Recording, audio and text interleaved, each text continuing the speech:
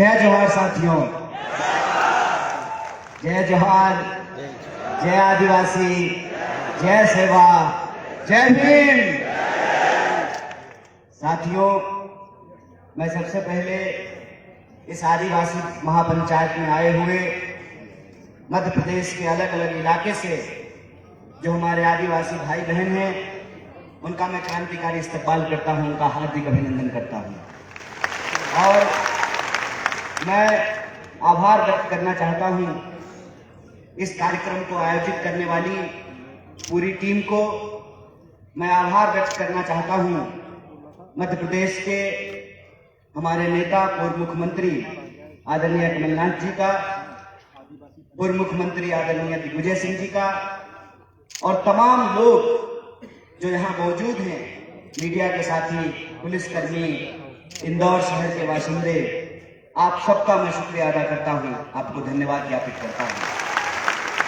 दोस्तों, बिना किसी औपचारिकता के सबसे पहले तो इस आदिवासी महापंचायत में आदिवासी विद्यार्थियों के द्वारा जो मांग पत्र रखी गई है, उस मांग पत्र का मैं समर्थन करता हूं। इस मांग पत्र का मैं हार्दिक अभिनंदन करता हूं। और यह जो मांग पत्र है, इस मांग पत्र को जब मैं पढ़ रहा था, हमारे क्रांतिकारी साथी ने क्रांतिकारी लहजे में यह मांग पत्र रखी है, क्योंकि हम आपसे भीख नहीं मांग रहे हैं, ये हमारा अधिकार है, आपको देना पड़ेगा। अगर नहीं देंगे तो छीन करके लेंगे, इस बात को याद रखिए। तो इस मांग पत्र को पढ़ते हुए जब मैं इसके एक एक डिमांड को पढ़ रहा था, एक जगह लिखा हुआ था आदिवासी महापुरुषों। दोस्त, आदिवासी समाज में महिला और पुरुष नहीं होता है। आदिवासी आदिवासी होता है, जितनी महिला का योगदान है उतना ही पुरुष का योगदान होता है। तो हम अपनी संस्कृति को नहीं छोड़ेंगे, हम अपने इतिहास को नहीं छोड़ेंगे और हमको किसी और की संस्कृति और किसी और के इतिहास में अपने आप को एडजस्ट करने की जरूरत नहीं है। ये दूसरे समाज में होता होगा, महिला और पुरुष, आदिवासी समाज में महिला और पुरुष नहीं होता है। होता है क्या? हमारी बहनें बैठी हुई हैं, हमारे भाई बैठे हुए हैं। हमारे घर में, हमारे परिवार में जितनी इज्जत पुरुष का है उतनी ही इज्जत महिलाओं का भी होता है। यही आदिवासी होने की पहचान होती है।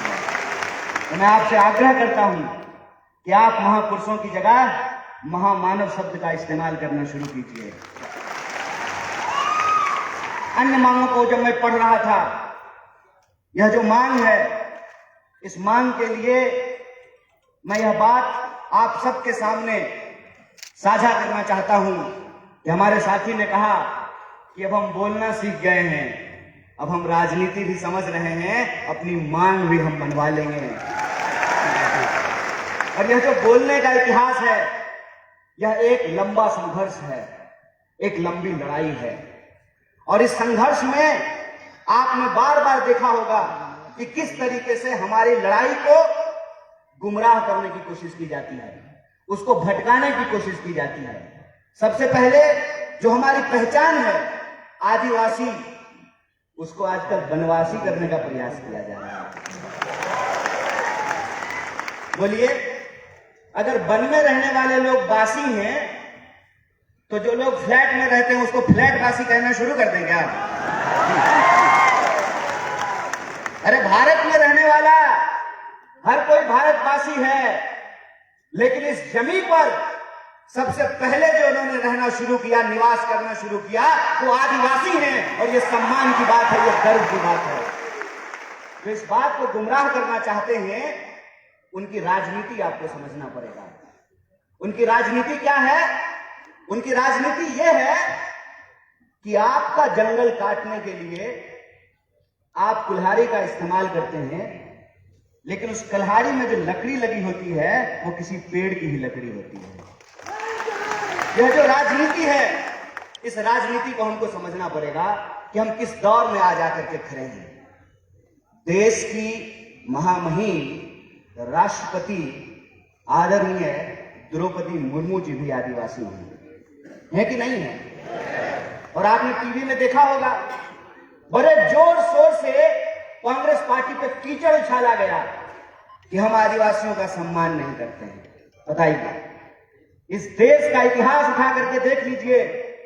पंडित जवाहरलाल नेहरू वो पहले व्यक्ति हैं जिन्होंने आदिवासियों के प्रतिनिधित्व को संविधान सभा में सुनिश्चित किया, और यह सुनिश्चित किया कि अंग्रेजों ने जिस तरीके से जंगल के कानून बना करके आदिवासियों को उनके जल जंगल जमीन से महरूम कर रहे हैं, जंग जंगल जमीन पे पहला अधिकार आदिवासियों का होगा, ये पंडित जवाहरलाल नेहरू ने सुनिश्चित किया। आप इतिहास उठा करके देख लीजिए, और मैं प्रधानमंत्री की तरह इतिहास में फेल नहीं हूं। पूरा नंबर आया है तो इतिहास में पूरा नंबर आया है। इतिहास उठा करके देख लीजिए कि जिनको डीनोटिफाइड ट्राइबल्स कहा जाता था, अंग्रेजों ने, जो हमारे महान नेता थे, आपने तांत्या मामा का नाम सुना होगा, आपने जो है धरती आबा बिरसा मुंडा का नाम सुना होगा।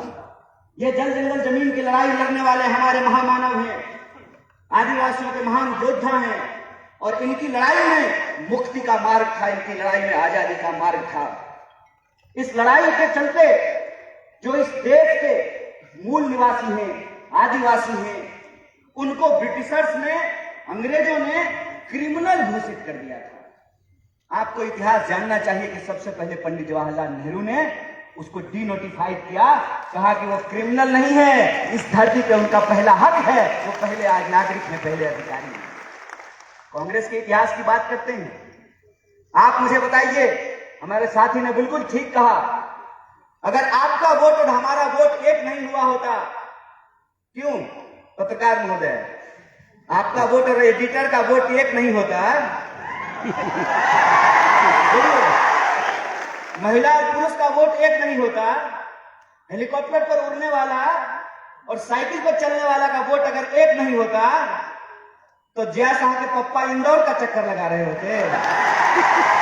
बोलिए, सुने हैं डैडी जी घूम रहे हैं आजकल जया शाह के, क्यों घूम रहे हैं? ये वोट का अधिकार आपको कैसे मिला है? ये वोट का अधिकार आपको थाली में परोस करके गिफ्ट नहीं मिला है। इसके लोगों ने संघर्ष किया है, इसके लोगों ने अपनी जान की कुर्बानी दी है, और आजादी का मतलब होता है कि किसी भी मनुष्य को, किसी भी मनुष्य के ऊपर शोषण करने का कोई अधिकार नहीं है। यह आजादी का मतलब होता है, और यही तो आजादी का मतलब है। इस मतलब को हमारे देश के संविधान की प्रस्तावना में लिखा गया है। क्या लिखा गया है? हम भारत के लोग, भारत में रहने वाला, चाहे हिंदू हो, मुसलमान हो, सिख हो, ईसाई हो, बुद्धिस्ट हो, जैनी हो, पारसी हो, यहूदी हो, हर कोई भारतवासी है ना। जब भारत में रहने वाला हर कोई भारतवासी है, तो चाहे गोंड हो, भील हो, उरांव हो, सभी लोग आदिवासी हैं। यह एकता हमको समझनी पड़ेगी, यह एकता हमको बना करके रखनी पड़ेगी। उनकी चालाकी आपने देखी है, एक दूसरे से लड़ा रहे हैं। ये क्यों लड़ा रहे हैं? ये इसलिए लड़ा रहे हैं ताकि हमारी शक्ति आपस में बढ़ जाए। मणिपुर जल रहा है, मणिपुर में मणिपुर के रहने वाले लोग को ही आपस में लड़ाया जा रहा है, और सरेआम आपके रूंगटे खड़े हो जाएंगे। यहां बैठी हुई महिलाओं से मैं हाथ जोड़ करके माफी मांगता हूं। बतौर पुरुष हमने ऊपर आपके ऊपर बहुत सारा अत्याचार किया है, इसके लिए हाथ जोड़ करके हम आपसे माफी मांगते हैं। शर्म आती है, शर्म आती है कि आजादी के 75 साल बाद भी बदला निकालने के लिए निर्वस्त्र होकर के आप एक महिला को घुमा रहे हैं, और आप कहते हैं कि हमने आदिवासी महिला को राष्ट्रपति बनाया है। आप एक आदिवासी महिला को राष्ट्रपति बनाए हैं, और एक आदिवासी महिला को निर्वस्त्र करके घुमाया जा रहा है, और महामहिम अपने मुंह से एक शब्द नहीं बोलती है। यह बात हमको समझनी पड़ेगी कि लकड़ी काटने वाले कुल्हाड़ी में भी लकड़ी लगा होता है। इस राजनीति को हमको समझना पड़ेगा। हमको समझना पड़ेगा कि अगर जो हमारा वोट और आपका वोट एक है, महिला और पुरुष का वोट जो एक है, हेलीकॉप्टर पर चलने वाला और फॉर्च्यूनर पर चलने वाला और टूटी हुई साइकिल लेकर चलने वाला का वोट जो एक है, यही वोट की ताकत है कि यह जमहूरियत जिंदा है, या लोकतंत्र जिंदा है। 5 साल के लिए ही सही, 5 साल के लिए ही सही, इनको जनता के बीच जाना पड़ता है, जनता की अदालत में आना पड़ता है, और अपनी नाकामियों को छुपाने के लिए तरह तरह का झूठ बोलना पड़ता है। अभी हमको एक पत्रकार पूछ रहे थे कि गृह मंत्री ने कहा है, माँ बाप ने कितना सुंदर नाम रखा है, नरोत्तम, नरों में उत्तम, और काम कैसा है, निकृष्टम। कैसा है निकृष्टम? निकृष्टम ऐसे है कि भाई तुम सरकार चला रहे हो, 20 साल से तुम्हारी इस प्रदेश में सरकार है और तुम विपक्ष की तरह सवाल पूछ रहे हो। है दम चैलेंज करते हैं यहां से खड़ा होकर के। इंदौर में 2 गृह मंत्री है, चैलेंज करते हैं कि अगर हमने गलत किया है तो हमको इंदौर की जेल में डालो, अगर हमने गलत नहीं किया है तो देश को गुमराह करना बंद करो, देश से माफी मांगो, बकवास करना बंद करो। हमको मालूम है कि ये झूठ क्यों बोलते हैं। ये झूठ इसलिए बोलते हैं क्योंकि हमारे सच का सामना नहीं कर सकते हैं। करेंगे हमारे सच का सामना। सच ये है कि इनका बेटा विदेश पढ़ने के लिए गया है, मामा का। और मामा के संदर्भ में मैं आपको बता दूं, मेरा नाम कन्हैया है और कन्हैया ने कंस का वध किया था और कंस भी मामा था। ये संदर्भ मैं इसलिए बता रहा हूं कि हमको सच्चाई आंख खोल करके देखने की जरूरत है। इस प्रदेश में गरीब के लिए महाविद्यालय नहीं बनेगा, गरीब के लिए विश्वविद्यालय नहीं बनेगा, गरीब के लिए छात्रावास नहीं बनेगा। क्यों? क्योंकि जो मुख्यमंत्री का बेटा विदेश पढ़ने के लिए जाएगा तो आदिवासी के लिए महाविद्यालय क्यों बनाएगा? और जब चुनाव आ गया है, 20 साल से सरकार चला रहे हैं, जब चुनाव में 20 महीना बचा है तब इनको बहन लाडली की याद आई है और क्या कह रहे हैं कि हम 2000 रुपया दे देंगे। चाचा, आप 2000 रुपया अपने पास रखिए। ये बताइए कि 350 का सिलेंडर 1400 रुपये में क्यों मिल रहा है? 750 रुपया तो रिचार्ज कराने में लगता है। बहनें यहाँ पे बैठी हुई हैं, 2000 रुपया दे दीजिएगा तो 2 महीना ठीक से 2 मोबाइल रिचार्ज भी नहीं हो पाएगा। ठगते हैं, ठग रहे हैं हमको। आपका खेल हम समझ रहे हैं, आपका खेल हम समझ रहे हैं कि आप हमारे आंख में धूल झोंक करके हमारी संपत्ति, हमारा रिसोर्स हमसे छीन रहे हैं।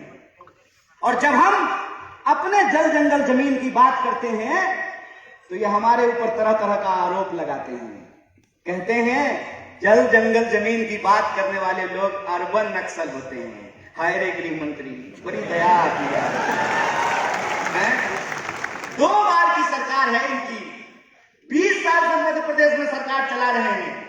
और मेरे पिताजी मुख्यमंत्री नहीं थे, ना प्रधानमंत्री थे।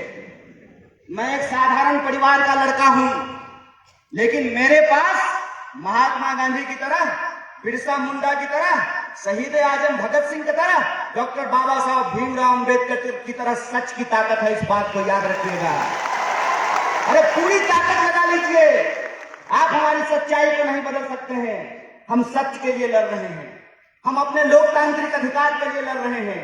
और लोकतंत्र का क्या मतलब होता है? लोकतंत्र का मतलब ये होता है कि जैसे मुख्यमंत्री के बेटा का वोट 1 होता है, उसी तरह से आदिवासी के बच्चा का भी वोट 1 होता है। अगर मुख्यमंत्री के पास पैसा है, वो अपने बच्चे को विदेश भेज सकता है, तो हम भी इस देश में टैक्स देते हैं। हमारे बच्चों के लिए भी अच्छी शिक्षा की व्यवस्था होना चाहिए, अच्छा अस्पताल होना चाहिए, अच्छी सड़कें होनी चाहिए, महिलाओं की सुरक्षा होनी चाहिए। यह हमारा हक है। और जब हम अपना हक मांगते हैं तो हमारी बात को गुमराह करने की कोशिश करते हैं, लेकिन हम गुमराह होने वाले नहीं हैं। इनका खेल हम समझते हैं। हम आपके टैक्स के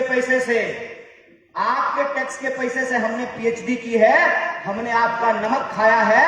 और हम नमक हराम नहीं है, हम नमक हलाल हैं। और हम आपके साथ यह नमक का वादा करते हैं क्योंकि हम महात्मा गांधी की पार्टी से हैं। और महात्मा गांधी ने नमक का आंदोलन कराया था और अंग्रेजों को धूल चढ़ाया था। इस बात को हमको याद दिलाना चाहते हैं। अगर हम इस देश को अंग्रेजों से मुक्ति दिला सकते हैं तो अंग्रेजों की चापलूसी करने वालों से भी मुक्ति दिला सकते हैं। हमारे स्कूलों को बंद करके, हमारे छात्रावासों को बंद करके तरह तरह का भर्ती घोटाला करके घोटाला खत्म ही नहीं हो रहा है। रोज नया घोटाला पैदा हो जाता है। अभी जो नया घोटाला आया है उसका नाम है पटवारी घोटाला। और ये वीडियो में गया था, वीडियो में जो पटवारी घोटाला नहीं, पटवारी परीक्षा की जो टॉपर है उसको पूछा कि मध्य प्रदेश का राजधानी कहाँ है, तो बोली दिल्ली। हम बोले बिल्कुल ठीक बात है। आजकल मध्य प्रदेश में सारा कंट्रोल दिल्ली से ही चल रहा है। बेचारे नरोत्तम मिश्रा जी, उनको फिल्म का बड़ा इंटरेस्ट है। अक्सर दीपिका पादुकोण को देखते रहते हैं कि दीपिका पादुकोण क्या पहनी है। अरे राज्य चला लो यार, गृह मंत्री हो, तुम्हारे राज्य में सबसे ज्यादा महिलाओं के खिलाफ अत्याचार हो रहे हैं, सबसे ज्यादा आदिवासियों के खिलाफ अत्याचार हो रहे हैं, राज्य समझ में नहीं रहा है। कहते हैं ना, घर में नहीं दाने अम्मा चली भुनाने। पहले अपना राज्य को चला लीजिए। आए दिन घोटाले होते रहते हैं और पूरा कंट्रोल। पहले इनको मुख्यमंत्री बनने का मन था, मुझे भी सूत्रों से पता चला है। क्या दिशा है? मीडिया के लोग यहाँ बैठे हुए हैं, बोलिए ना, डरिए मत। अरे लोकतंत्र है, सबको बोलने का हक है। अरे हम लोग तो एक नारा लगाते हैं, जगह है कितनी जेल में तेरे, देख लिया है देखेंगे। कितने लोगों को जेल में डाल देंगे। सच बोलिए, सच की ताकत होती है। पहले इनको कहा कि ऐसे ही उल जलूल बात किया करो, सोशल मीडिया पे पॉपुलर हो जाओगे। और जैसे पटवारी की परीक्षा की टॉपर को मध्य प्रदेश की राजधानी दिल्ली लगती है, इनको भी सत्ता का केंद्र आजकल दिल्ली लगता है। और जब चुनाव आता है तो दिल्ली इंदौर में घूमना शुरू कर देता है।